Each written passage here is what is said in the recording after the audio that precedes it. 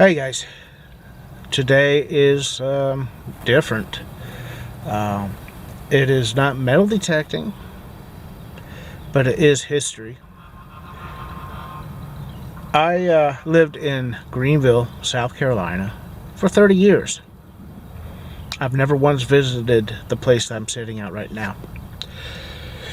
But I've heard the stories, and I kept saying I'm going to get out there to see it one of these days. Well, today's the day that I come out to pay my respects. Where am I at? I'll check it out.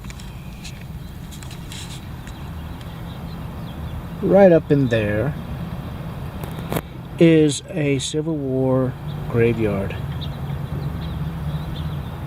This is South Carolina, so it's going to be the Confederacy. So let's go check this out. Now all through here I can see little, like right there, there's a Confederate soldier marker. Right over there's another one, and I can see behind a stone over there there's another one. So these, I'm sure there's one right there in front of that big one. These, I am sure, are going to be scattered all around. Probably, I don't know how the setup was, but it's probably soldiers who lived past the Civil War. Actually, let's take a look at this one. Pickney Hunk. Father died. Unfortunately, about this time, the microphone on my camera started to die.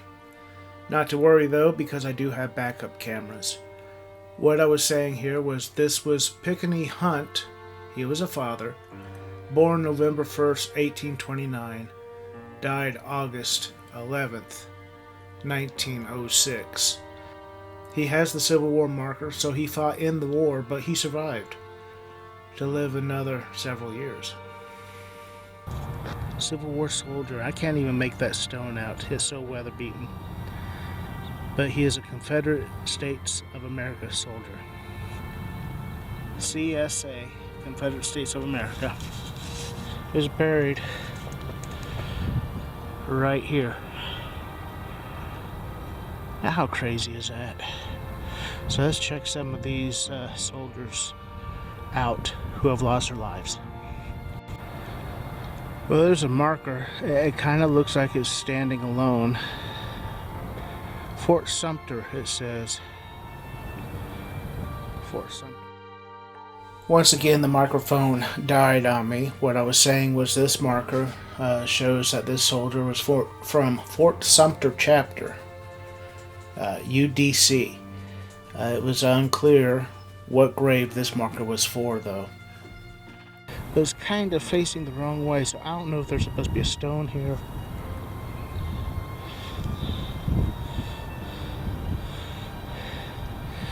Densler.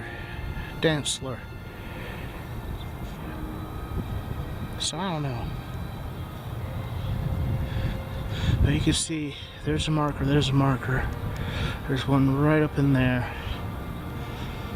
But over here are these old brick crypt type things. There's a name for them. I don't remember. So let's go check this out.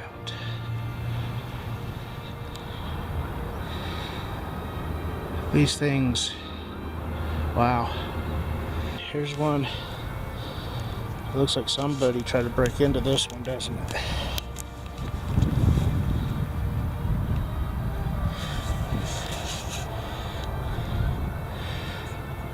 It's hard to make out.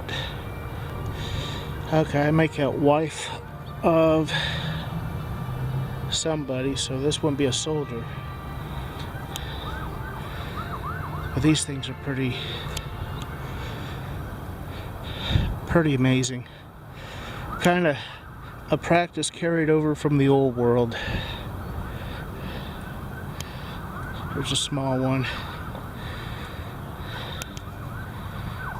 Has a little angel on it, so I'm sure that's a child. I see another Civil War marker and one there.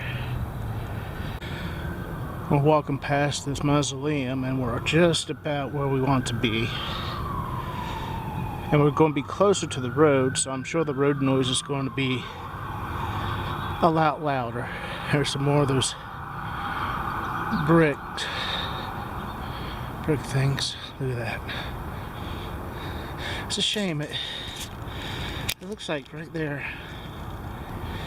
someone probably kicked that to try to get to what's inside. I don't know. That's sad. Okay, here we go. We have a whole line. I believe these are all going to be unknown soldiers.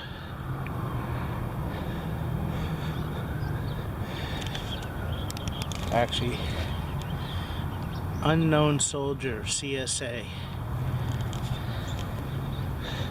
We don't know who they are, but they fought for a cause they believed in.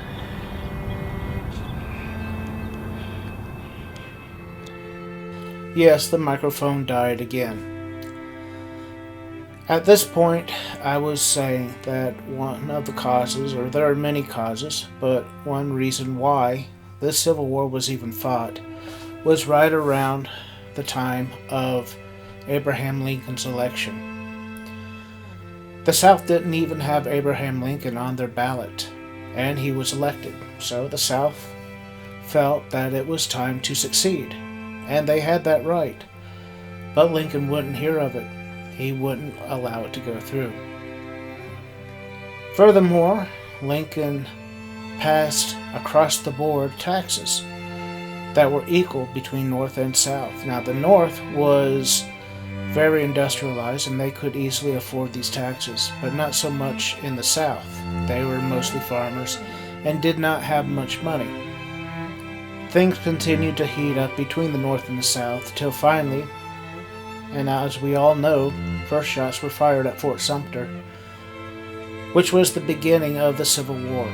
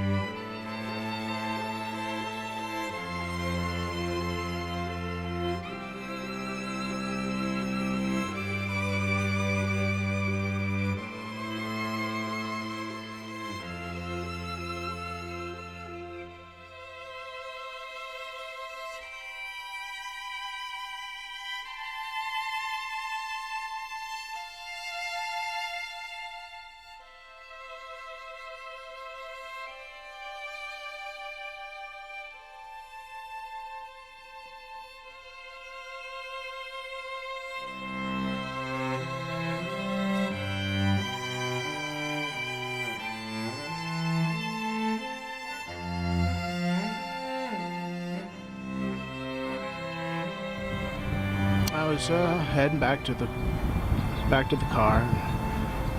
And I was leaving this monument to the soldiers, and I started realizing that some of these people buried around here, like this.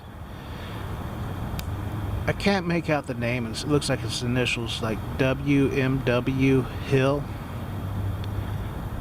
He was born in 1812. He died in 1875. I mean, some of these people buried around them have experienced the war from beginning to end, some of them. That's probably a child under this huge tree. That's a beautiful tree. I was looking at these ones over here, and these folks were alive during the war. So it affected those soldiers to a much greater extent. But the memories and the scars extend to these folks. And it didn't end with those soldiers. These folks remembered what happened too.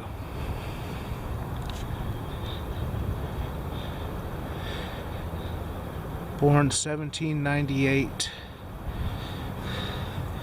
Looks like R.B. Duncan. 19. I'm sorry. I want to say 19. He was born in 1798 and he died in 1875. So he was an old man, or she. I don't know who R.B. was. Could have been Ruth or Robert. But this particular person saw the war. And I'm sure none of these folks were untouched from that war. Everybody, I'm sure, knew somebody, or most likely lost somebody who was a part of that war. The Civil War, folks, is a part of our history that is lasting. We stayed a union through it, but we have little monuments like this that are tucked away in different parts of the country that people drive past and not even think about. It's a sad fact, but it's also a very important part of our history. Don't ever try to erase it, or we'll forget it. And you don't want to forget something like this. You want to remember it in hopes that you don't repeat it. And that's it, folks. I mean, you could read about history. You could go out like what I do and what the Backcountry Diggers do and try to find evidence of things that have happened. And we may know the stories, but those people who lived through those stories and who had a part in them continue on after the events have happened, and they continue on with their lives for the most part, and end up in a place like this, and we forget about them from there on. So it's I don't know, an eye-opener. These folks are real. They were real. They actually existed, and they performed the duty and the task that they were set out to do. And they fought the battles and the wars, and created our history, and were laid to rest. I hope you enjoyed this, guys. I know it's a little somber, and you can't walk through a place like this without thinking of how these people lived and what they thought about and what was going on in their lives. You know, it's kind of a meaningful place. I can't explain it. I'm sure many of you know what I'm trying to say. But you know, once in a while you just have to walk through a place like this, kind of take it in. I hope you enjoyed it, guys. From the middle of downtown Greenville, South Carolina. I'll catch you later. Bye.